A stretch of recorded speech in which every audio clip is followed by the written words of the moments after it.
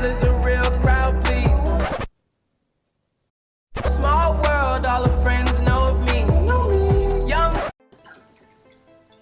girl, and drink some water. Nope.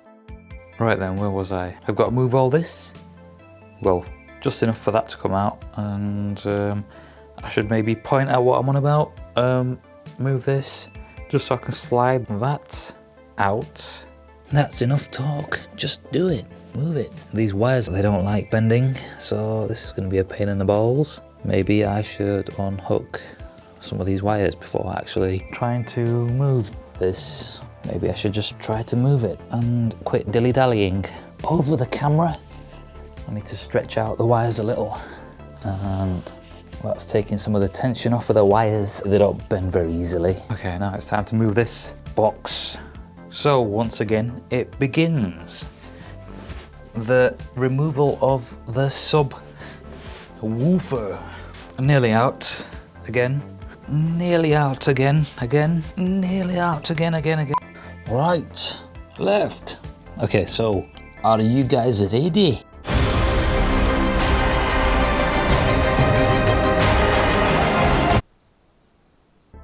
Sometimes this feels like Groundhog Day. Are you not familiar with that movie? No? It's where the guy experiences the same day over and over and over and over and over. So I've got this screwdriver, which means I don't actually need this one. You know what they say when you don't need something? Throw it away. What the hell? This is my most favourite thing to do in the world. Take out my speaker over and over and over again. Who else enjoys doing this? Nobody? Just me? Fair enough. So how many times have you put your sub into the box and misaligned the screw holes? I've done that quite a few times, and because I've done it quite a few times, you see those marks next to the screws? Those are there to help me align those screws. If you're putting in your screws manually, it can be a bit of a pain in the ass if you miss those pre-drilled holes. So as most of you know, I like replying to comments and stuff, and what was my point? Bollocks. Oh yeah, I realise that not everybody watches the entirety of my videos, and those people are going to miss this bit.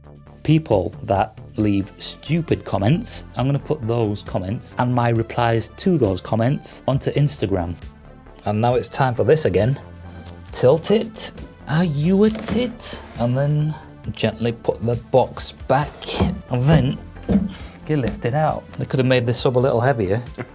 Now I'm just going to disconnect these wires, and now we're home free. When I filmed the SMD versus power socket video, I showed the bottom of the speaker, but you couldn't quite see what it said. So this is what it says.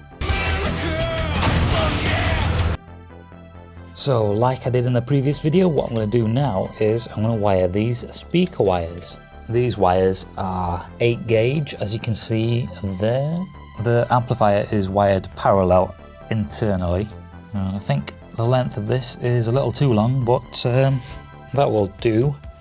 There we go. How's that for an angle? Put this one into there.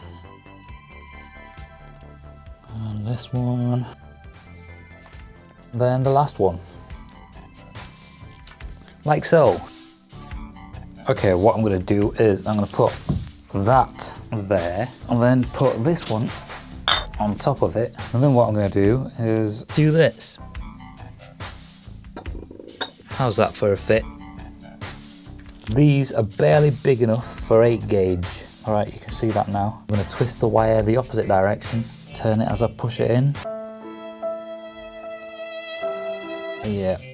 Right then, so now we've done that. And yes, I said we, because to be quite honest, if it wasn't for you guys, I wouldn't have done this. So now that we've done this, let's go to this side of the amplifier. And on this side, what I'm going to put is this Bose SoundLink Mini 2, and this, as well as this, and finally this. I'm going to put this here, and into that I will connect this. That is the auxiliary in. Also, I'm going to use my phone This goes into my phone, and these connect to there, and this end goes into here, and into this end goes this. And that's what this side looks like. Also, these Pringles were staring me right in the face. My neighbour is still at home. Don't get your hopes up about seeing anything too crazy. And there we have the DIY power button. Noisy. And turn this on. Battery 100%. If this gets copyrighted, I will be re-uploading this with no sound. Not the entire video with no sound, but just this bit. Or I'll do something to make up for it.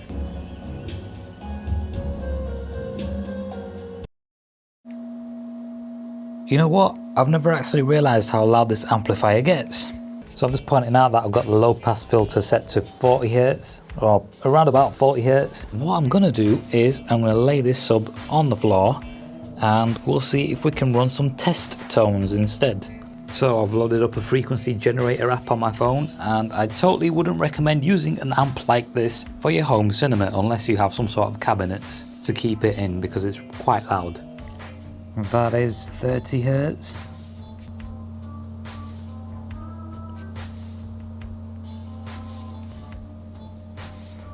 And now we'll take it down to 25 Hz.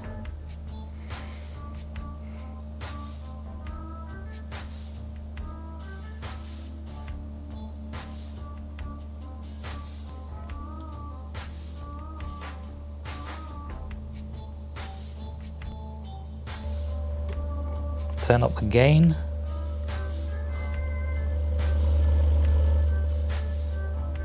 Hz, a more neighbour-friendly frequency.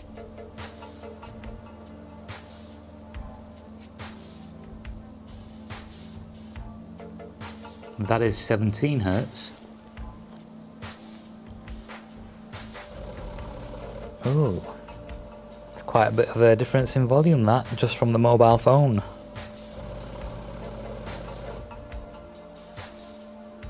So that's max from the phone. That's 1 down, and that's 2 down. That is 12 Hz.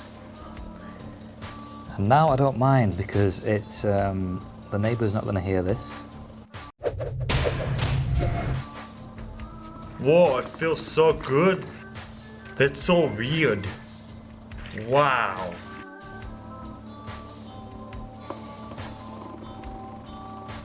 Oh, this is actually pretty relaxing, you know.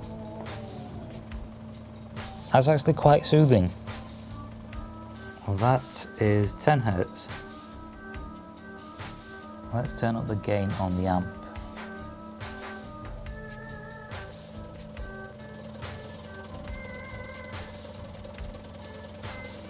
Check that out.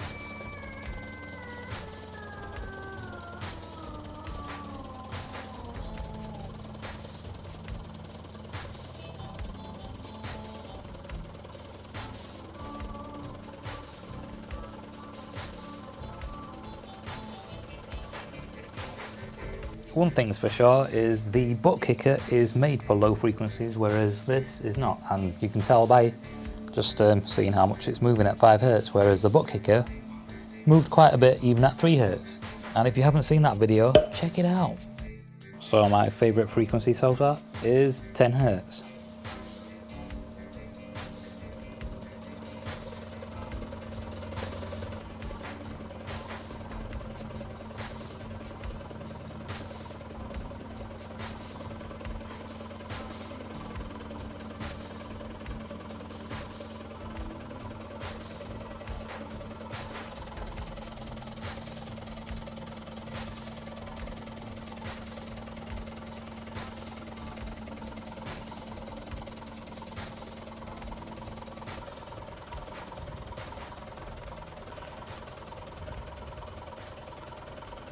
This is not the final part to these videos. What I'll do next, seeing as though my speaker and everything is all attached, I'll do the same as what I've done here, but inside the box, and we'll see what flexes inside the house. So once again, I love you all. Gay!